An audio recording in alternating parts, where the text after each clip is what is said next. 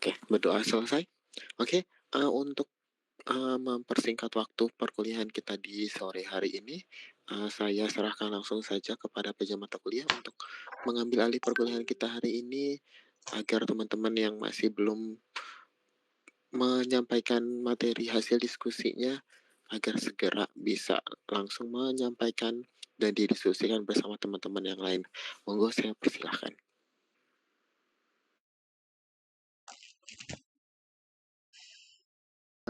Yang terjadi pada sirotis hati awalnya itu kan dia akibat adanya peradangan ya di sel hati yang menyebabkan terjadinya nekrosis.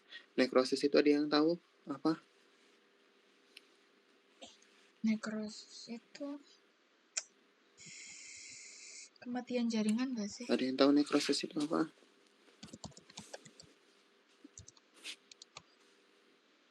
Kematian? Kematian sel atau Kematian jaringan. sel jaringan tubuh.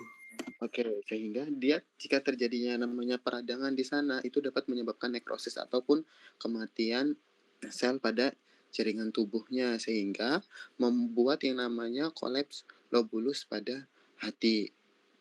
Nah, sehingga di sana akan terjadi dua tuh, ada terjadinya nodul atau apa namanya benjolan di dalam sel hati dan juga terjadinya septa di fibrosa difusinya.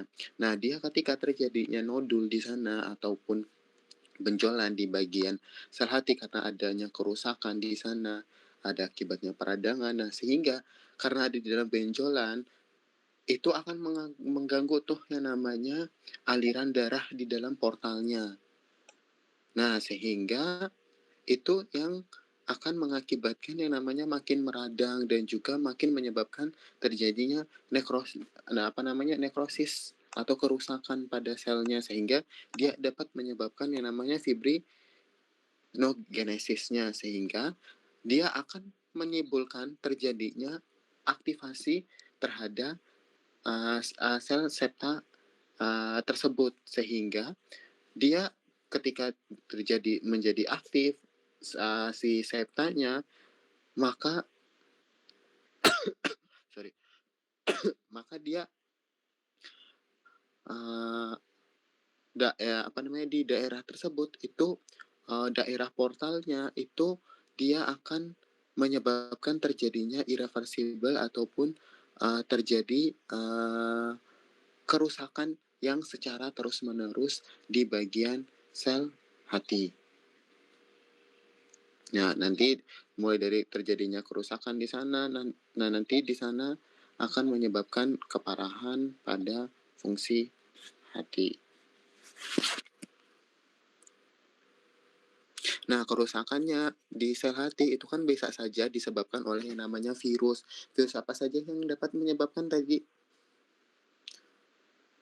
terjadinya kerusakan pada hati? Yang dapat menyebabkan terjadinya sirosis pada hati? Virus hepatitis bisa nggak? Bisa.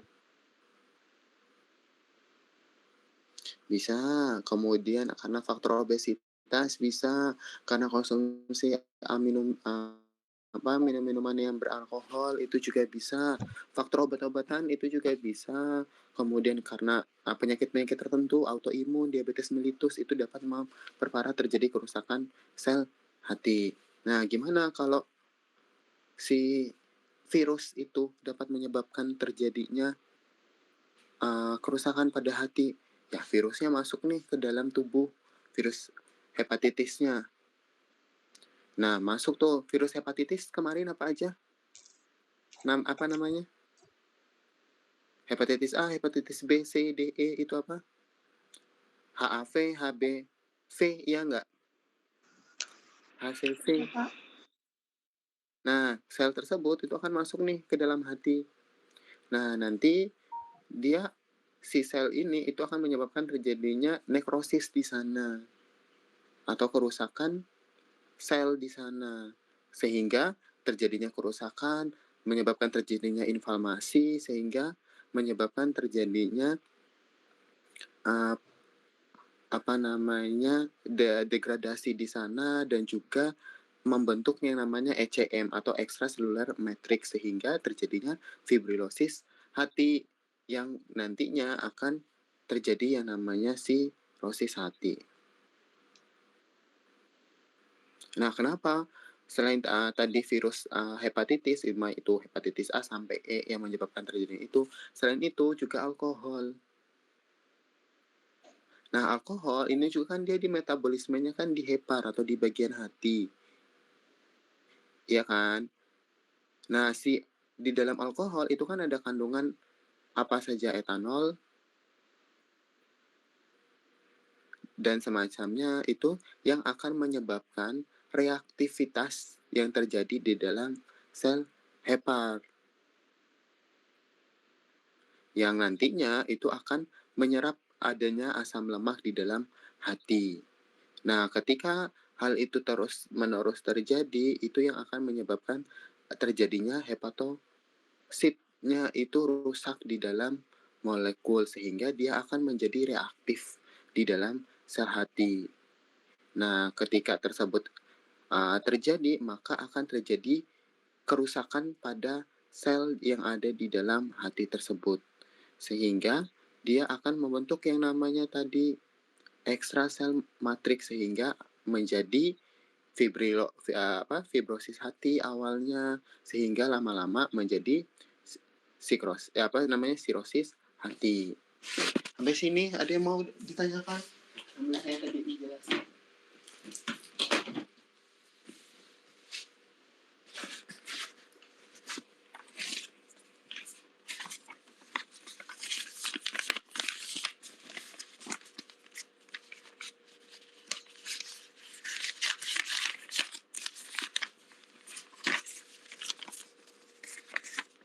Ada yang mau bertanya?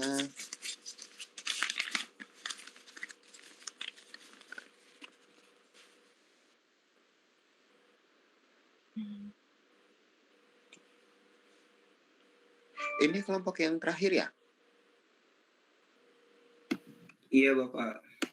Oke, berarti kita masih punya sisa berapa kali pertemuan ya? Sebelum kita ujian akhir semester ini udah pertemuan keberapa?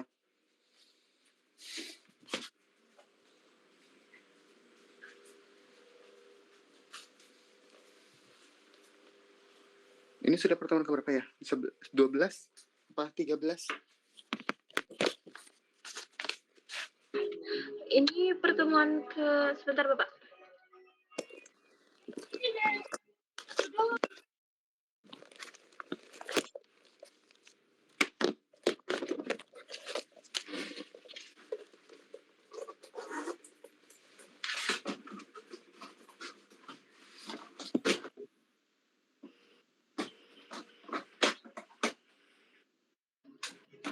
Sepertinya pertemuan ke-12 Bapak. Oke, baik, untuk yang pertemuan selanjutnya nanti akan saya berikan soal saja untuk latihan teman-teman. Nanti pertemuan di 13, 14 itu nanti saya gabung sekaligus saja sehingga nanti silakan teman-teman untuk mengerjakan soal untuk menambah poin atau menambah nilai sebagai ujian akhir teman-teman. Dan mungkin salah satu soal yang saya keluarkan itu akan menjadi soal ujian akhir semester kita. Seperti itu ya. Baik Bapak. Oke, kalau sudah tidak ada lagi yang mau ditanyakan, kita cukupkan kuliah kita di sore hari ini. Oke, baik. Karena tidak ada lagi yang mau ditanyakan untuk mempertajam lagi keilmuan di sore hari ini, mari kita cukupkan kuliah kita di sore hari ini dengan mengucapkan hamdalah. Alhamdulillah. Saya tutup. Wassalamualaikum warahmatullahi wabarakatuh. Waalaikumsalam.